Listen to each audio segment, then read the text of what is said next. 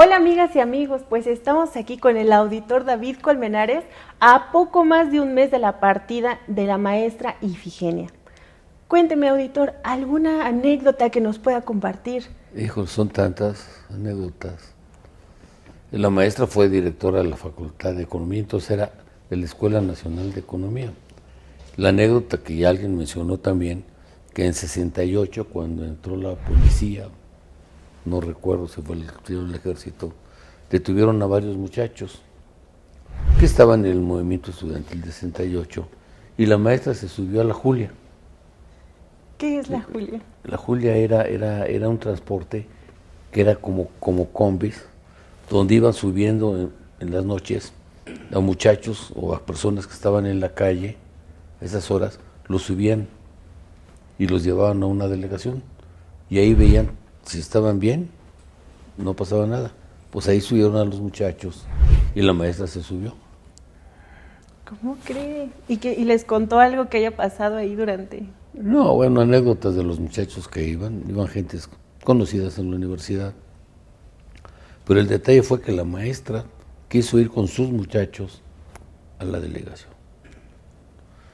Luego de la maestra, ya estando yo en la Facultad de Economía, formé un grupo que le llamamos el Grupo Actitud, que hacíamos una revista en la escuela, colaboraban algunos maestros con nosotros, yo lo había hecho desde antes también, desde la prepa, y tengo entrevistas con los rectores de esa época, con don Pablo González Casanova, con el que fuera rector de la Universidad con el movimiento estudiantil, Barro Sierra, y evidentemente buscabas tú a quienes estaban así de moda, como Ríos, que me hizo la portada de mi primera revista, y buscábamos acercarnos con la maestra. Entonces, en algún momento, cuando estaba Porfirio Muñoz Ledo de presidente del PRI, nosotros ya estábamos en la escuela, se formó un grupo de economistas encabezados por la maestra Ifigenia, que buscaron ser diputados. Entonces, nuestro grupo Actitud los organizamos y diseñamos encuestas para 3 de ellos: Julio Zamora Batis, Armando Labra e Ifigenia Martínez. Que era curioso todavía. Zamora Batis, en el Estado de México, íbamos a las casas para preguntar por quién iban a votar, etcétera, y las señoras en satélite te decían por quién diga mi marido, ¿no? Total que la maestra estuvo en eso. Después, ya en términos del Colegio Nacional de Economistas, a la maestra le invitó otro buen economista que era una gente muy dura, pero muy capaz, Jesús Puente Leva, Nuevo León. Quiso ser presidente del Colegio de Economistas y tuvimos elección. Todos éramos chavos todavía, pero yo apoyé esa planilla donde la vicepresidenta era Ifigenia, la maestra Ifigenia. Y ahí sí no nos fue bien, ¿no? Pero siempre la maestra se le respetó mucho en el gremio. Ya después, en algún tiempo, comíamos seguido Porfirio Muñoz Ledo, el ingeniero Cárdenas, Alejandro Encinas, que era el que nos convocaba, y yo. Y obviamente para mí fue mucho aprendizaje. Era un honor porque la maestra Ifigenia siempre me echaba porras, decía que yo era de sus alumnos más aventajados. Y tuvimos una relación interesante. Algunas veces en su casa me invitaba a cenar para que le explicara cómo había evolucionado el Sistema Nacional de Coordinación Fiscal. Y discutíamos sobre la conveniencia o no de mantener el impuesto al valor agregado, que sustituyó el impuesto de ingresos mercantiles en los 80s, cuando estaba de secretario otro maestro famoso y brillante, el maestro David Ibarra. Entonces se crea el Sistema Nacional de Coordinación Fiscal y se introduce en México el impuesto al valor agregado, un impuesto más fácil de administrar, esto es de cobrar. Y entonces a la maestra le gustaban esos temas mucho y los conversábamos. ¿Qué más recuerdos tengo de la maestra? Pues muchos, hasta académicos. Por ejemplo, yo fui director de la revista del Colegio de Economistas y acabo de encontrar un número sobre política fiscal que a principios del año 2000 vienen varios textos, pero el primero, ahí me vi mal, viene el mío, y el segundo es el de la maestra Ifigenia. Y tenemos ahorita un proyecto con la UNAM de editar los textos de los mejores economistas del siglo XX. Y evidentemente el primero, mi intención es que sea el libro sobre la distribución del ingreso en México de la maestra Ifigenia. Y todavía hace como 2, 3 años le hicimos un homenaje en la UNAM, un grupo de sus exalumnos, sus ex colegas o gente que queríamos mucho a la maestra. Se hizo un evento muy padre donde la maestra al final presentó un texto, por ejemplo, hablando de mí. Decía más o menos lo que yo dije, lo de coordinación fiscal, lo de reforma fiscal, lo dijo Colmenares. Luego, lo que dijo, un párrafo de lo que dijo Rolando Cordera. O sea, obviamente estaba también el ahora rector de la UNAM, Leonardo Lomelí, que es el primer economista que está en la rectoría. Y pues muchas anécdotas de otro tipo, en cuanto a veces que hablábamos de política con nuestros amigos, particularmente con el ingeniero Cárdenas y con Porfirio. Yo era el más chavo del grupo, y Encinas también, más o menos somos de la misma edad. Pero ya después nos dejamos de ver, pues simplemente por los tiempos y las distancias. Pero siempre cerca, yo crecí mucho a la sombra de la maestra Ifigenia. Y obviamente le recuerdo con mucho cariño. Bueno, auditor, y ya que nos hace referencia, la vez que la maestra se subió con los estudiantes, sabemos que usted era muy jovencito en ese momento, pero ¿qué recuerdos tiene? Pues mira, yo tenía 16 y cumplí 17 años en el movimiento. Surge en la preparatoria número 1, la que estaba en el centro, que ahora ya no es el edificio de la prepa, sino que es un museo. Teníamos cosas impresionantes, por ejemplo, murales de Orozco, y nunca los muchachos rayamos un solo. Yo era el presidente de la sociedad de alumnos, y yo siempre me moría por participar en estas cosas. Tenía recomendaciones de amigas de ahí de la escuela para que estudiara arquitectura o química. No quería estudiar derecho porque en Oaxaca hay muchos abogados, ¿no? Pero en el movimiento, siendo yo presidente, se forma el Consejo Nacional de Huelga en la prepa. Mis papás me iban a buscar atrás de las barricadas. ¿Cómo creen? Sí, porque estábamos haciendo engrudo y eso para pegar. Entonces ya me nombran a mí una comisión de información y análisis, pero éramos de los chavos, porque ya los líderes del movimiento eran los que eran los de la prepa de la noche, que eran maestros ya, por lo menos 3 años nos llevaban, y los de la UNAM. Y en la UNAM me llamaba la atención que eran los de economía, quienes lideraban esto. El búho, así les decíamos, ¿no? Entonces lo pensé, el encargado, el profesor que nos daba orientación vocacional, me dio cosa a leer sobre lo que hacían los economistas y decidí entonces estudiar economía. Porque economía era la que lideraba todo y tenían mentalidad progresista. Y entonces estudié economía y empecé a entrar a la escuela, pero terminé el movimiento estudiantil y mis papás me hicieron que me fuera a Oaxaca después de una marcha silenciosa. Y me quedé en Oaxaca, y en Oaxaca el movimiento estaba muerto. Cuando regreso, pues ya terminé el movimiento, y entonces, nuevamente, estando en la prepa, fui presidente de mi generación también. Y entré a la Facultad de Economía. Y ahí fue cuando empecé a conocer a la maestra Ifigenia. Y obviamente lo que te decía, te deja recuerdos, tengo recuerdos muy gratos de ella, porque tuve la fortuna de convivir con ella, inclusive solos, hablando de estos temas. Y había otro profesor que ya murió, Carlos Tello. Carlos Tello igual, lo habían mandado de embajador a Rusia, para tenerlos lejos. Acuérdate que Tello fue el gobernador por 90 días del Banco de México, cuando López Portillo expropió la banca. Y lo mandaron allá pensando que iba a estar lejos, y regresa a México, y me ve en Oaxaca, yo era el secretario de Finanzas, y siempre con el tema de coordinación fiscal. Y le empiezo a platicar a Tello en la comida, y Tello tenía como algo en el paladar, y hablaba como francés. Y entonces se para Carlos Tello para brindar, dice, brindo por el maravilloso mundo de las finanzas públicas. Y te digo, ya continué yo con estas pláticas sobre la reforma fiscal con la maestra Ifigenia. Entonces vamos a sacar ese primer libro con la UNAM, y seguramente en el tomo 2, 3, vendrá otra vez la maestra Ifigenia, y ahí voy a estar yo de intruso. Es una colección que de la UNAM y de la Auditoría Superior.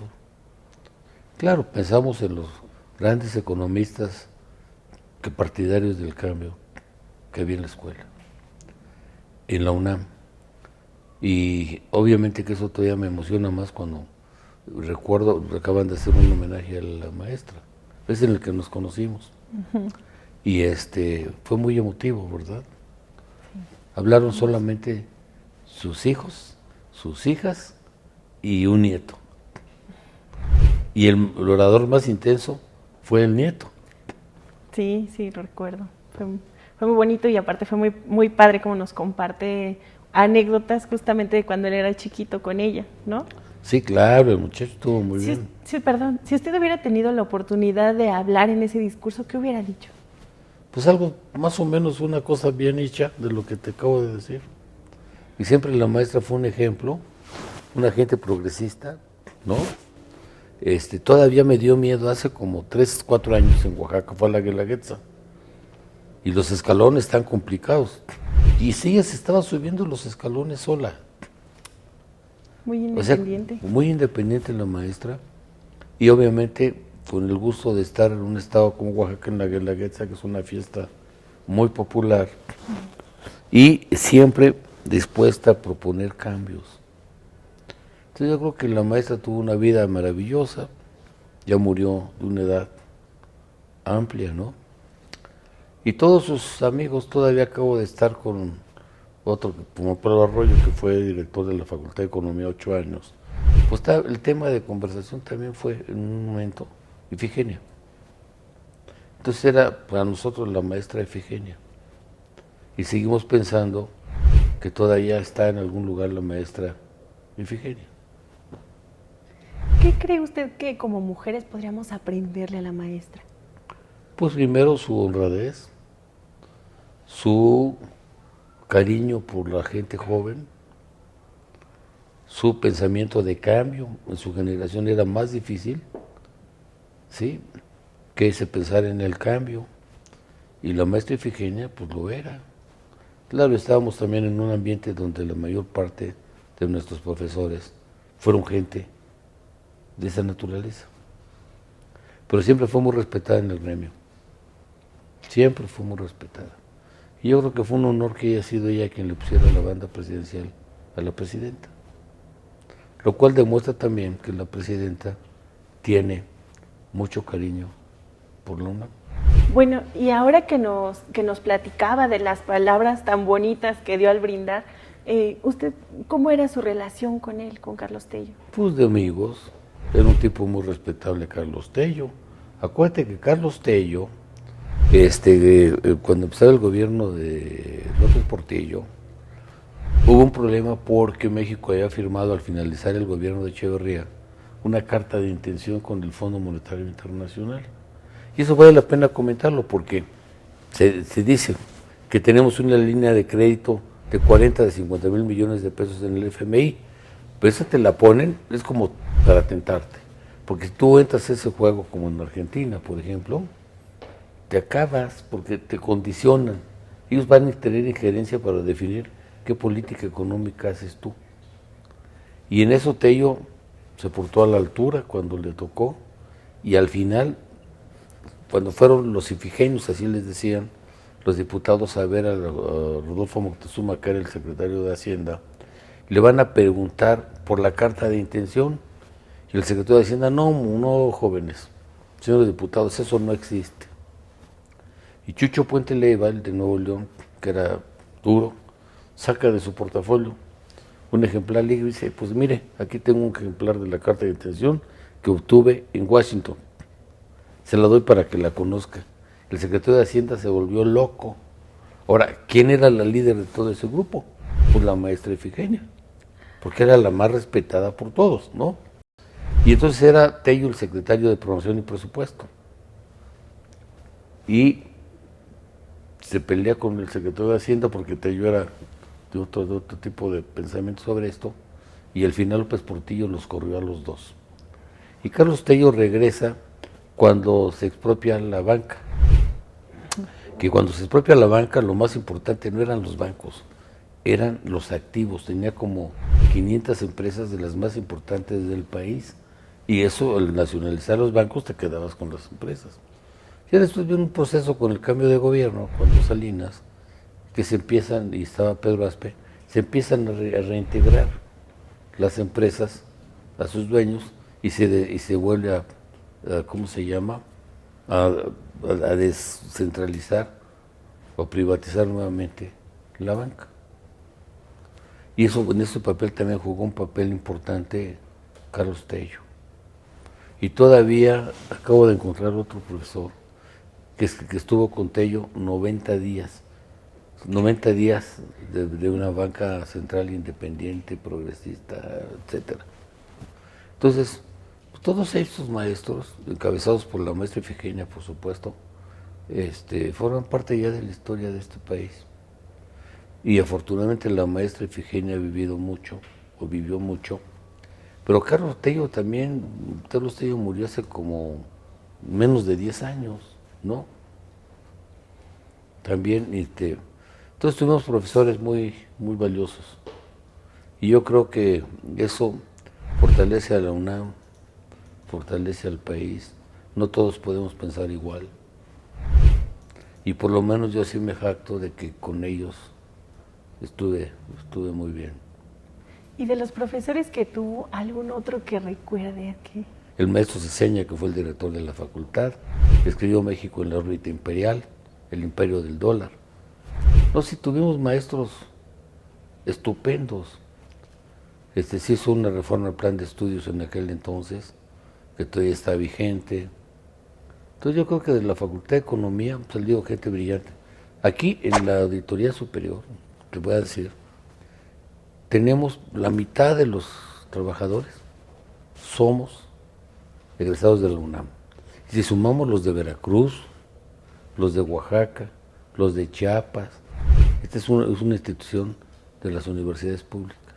Bueno, y ahora que hablamos de los más grandes líderes de la UNAM en el movimiento del 68, ¿cómo era su relación con Pablo Gómez, con Alejandro Encinas?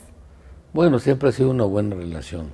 El año pasado firmamos un convenio con Pablo Gómez y me decían que Pablo era muy adusto en el sentido de que llegaba pues estuvo como 3 horas, pues estuvimos como 3 horas platicando antes de la firma del convenio de colaboración entre la UIF y nosotros. Con Alejandro Encinas, te puedo decir que es de mis mejores amigos. Sí, de mis mejores amigos Alejandro Encinas, y que por cierto, la otra vez, antes de que tuviera nuevamente trabajo, me pidió que lo invitara a comer. Dice, pero tú pagas porque yo ya no tengo sueldo. Es un agente de izquierda, Alejandro, un tipo muy decente, muy sano también. Es amigo de nosotros, también de los muchachos que están en gasto federalizado, de Emilio. Y pues está uno que le decíamos el Búho, que murió en Estados Unidos. El Pino, que no era de la Facultad de Economía, un excelente orador. O sea, hubo jóvenes muy brillantes y que nos identificamos cuando nos encontramos. O sea, imagínate qué sabiduría teníamos cuando éramos adolescentes. Pablo un día me dijo que éramos de la misma edad y le dije, no, tú me llevas 5. Y en esa época 5 años era la carrera completa. y yo era chavito de Pepe. Y somos buenos amigos, yo lo aprecio, festino que siga donde está, ha hecho buen trabajo. Y pues, uno dice, pues tiene algo, es egresado de la Facultad de Economía de la UNAM. Claro. ¿Qué comentaban ese día que dice que platicaron durante 3 horas? Pues de nuestras experiencias. Yo le pregunto, oye, ¿estuviste en Tlatelolco? Dice, no. Le digo, ¿por qué? Es que estaba en la cárcel. ¿Cómo crees? Pues cuando los detuvieron, por supuesto. Yo no fui al Tlatelolco porque mi papá se dio cuenta de que como éramos tan tontos que teníamos papel membretado, que preguntaban por nosotros, después de esa marcha silenciosa, ustedes no la conocieron ninguno, ¿no? Tú menos, estás chiquitita. Y pues vino el tío Rogelio de mi papá a invitarme a irme a Oaxaca. Voy a Oaxaca y se me acabó el movimiento, porque Oaxaca todo estaba, era un movimiento más de la capital de la República que del resto de los estados. ¿Y usted qué pensaba cuando estaba allá en Oaxaca? Casi que en el exilio. Pues no, estaba contento. Empecé a tener amigos y amigas en Oaxaca. Mis padrinos estaban allá. Estaba de moda Rafael, me acuerdo.